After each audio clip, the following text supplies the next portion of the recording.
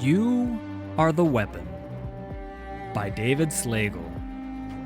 A short story from League of Legends. Read to you by Prestige Edition. He started his training with a single breath, in and out. He could hear water dripping through a crack in the cave ceiling, dampening the stone floor until it gleamed against the darkness. He knew the holy patterns carved into the floor's stone, proclaiming destinies and orbits. Even when he closed his eyes, he could see each lunar arc. He made a few tentative swings with his blade. The moonstone felt solid in his hand, but remained ethereal as if it wasn't there. It was a magical remnant of the first convergence, when the moon and its reflection in the spirit realm briefly touched across the celestial veil, and moonstone cast off by the union rained down on the world like tears. Following their orbits, the two moons were forced apart. Embracing his own orbit, Aphelios continued to train. His blade was now his breath, drawing faster and faster. His slashes followed arcs he had practiced for years until even he bled, training to the verge of self-destruction.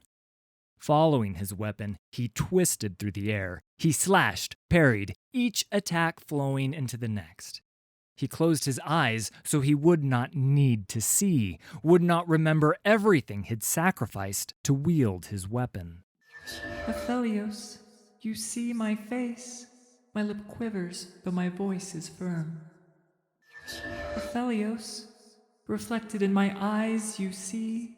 Aphelios stumbled as his moonstone blade flashed red and an image of an outlander passed before him. A vision? A memory?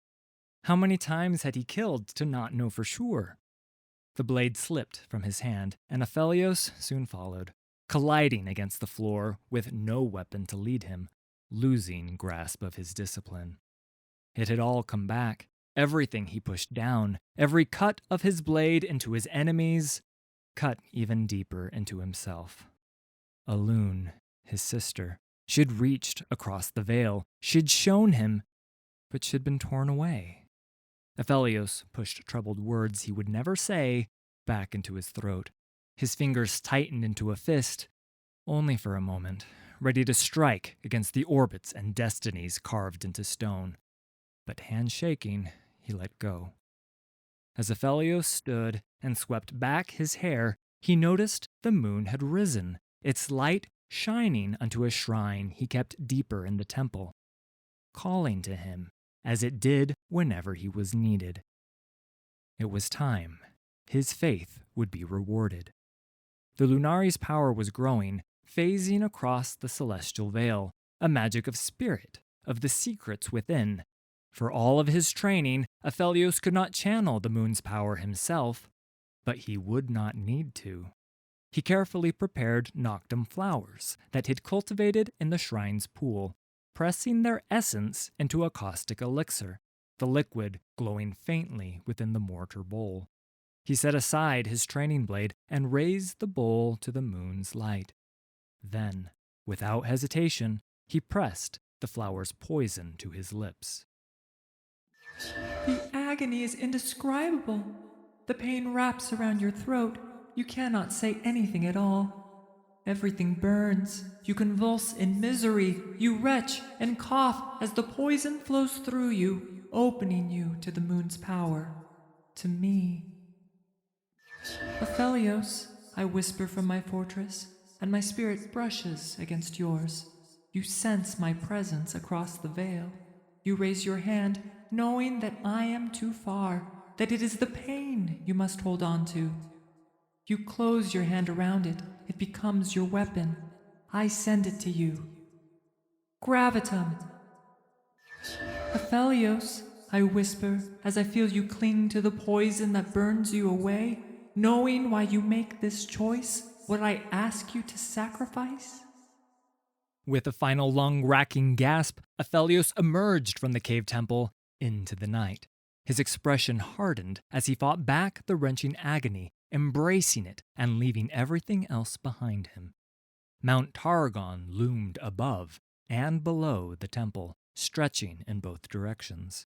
The howling wind whipped up frozen wisps that shimmered as they faded, dancing with Aphelios' scarf and buffeting his cloak. The light of the moon shone higher still. It would guide him. It was her light shining through the moon's. She had given him what he needed. Gravitum was more than a moonstone blade. In training, he had slashed, stabbed, twirled. To use this weapon, he would do the same, but his reach would be much greater. A simple thrust would unleash its power, his skill and her magic converging. Firing the cannon's black orbs toward a floating rock that was suspended by Targon's heavenly magic, Gravitum's power slowly drew the island down. With a single leap, Aphelios began running atop the island, his boots casting small drifts of snow into the abyss. Each orb he fired drew another rock close, the floating monoliths colliding behind him as he leapt from one to the next, swiftly scaling a mountain that would take most people days to climb, if they attempted the climb at all. Only the Solari and those who sought power held vigil here. He passed their settlements below, each quiet and ignorant of the night. For years he had wondered how Solari zealots could deny his faith's existence, walking their paths to follow the sun, fearing darkness that only Lunari dared face. But his destiny was clear. The zealots would be revealed by the moon's light. Aphelios leapt to a final island of stone and paused above a snowy clearing where a party of Solari had gathered, their weapons blazing. Burning ones, the Lunari called them. By night, they scorched out heretics of the moon. By day, their priests denied there was anything but the sun. Beneath dark hoods, their faces were hidden by flame, as impersonal as their judgment. They had surrounded a barbarian cloaked in crimson and steel. The Outlander he'd seen in his vision. The moon's light stopped in this clearing. It stopped at the barbarian's feet. Aphelios, I say again. I whisper it to your soul and gather my magic, knowing the only words you want to hear. I am with you.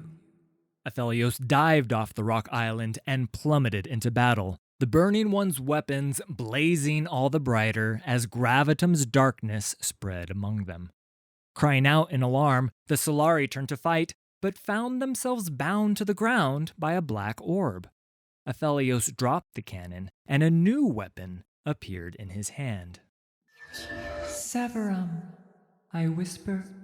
Landing from his descent without looking away from his enemies' burning faces, Aphelios slashed behind him with Severum, the crescent pistol's beam tearing through the island of stone. Terrified, the Burning Ones could only watch as massive slabs slammed down among them, cut loose by the energy of the waning moon. The survivors quickly spread across the clearing, lashing at Aphelios with their molten spears. Weaving between the blows, Aphelios continued to slash with Severum and reached out with his free hand to grasp one more weapon as it passed through the veil, knowing it would be there. Crescendum, I say to the night. With a soaring arc, Crescendum cut through the throats of the remaining Solari in the clearing, Aphelios catching the moonstone blade as it twisted around and returned to his hands. In seconds, it was over.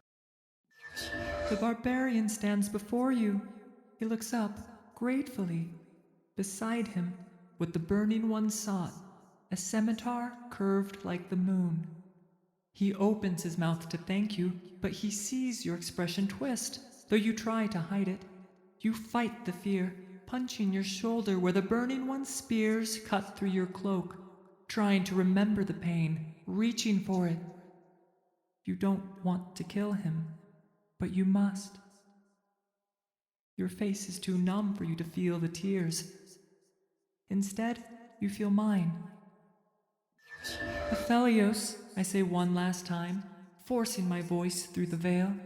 There is a dizzying rush as our orbits bring us together. Through your eyes, I see what moonlight reveals around the scimitar. why it was abandoned. She is running. We must find her. The crimson-clad barbarian lay in the snow among the Solari. With a gasp, Aphelios fell to his knees. He glanced up at the moon, listening for a whisper only he could hear. His expression dulled again. Without a word, he picked up the scimitar and walked into the night.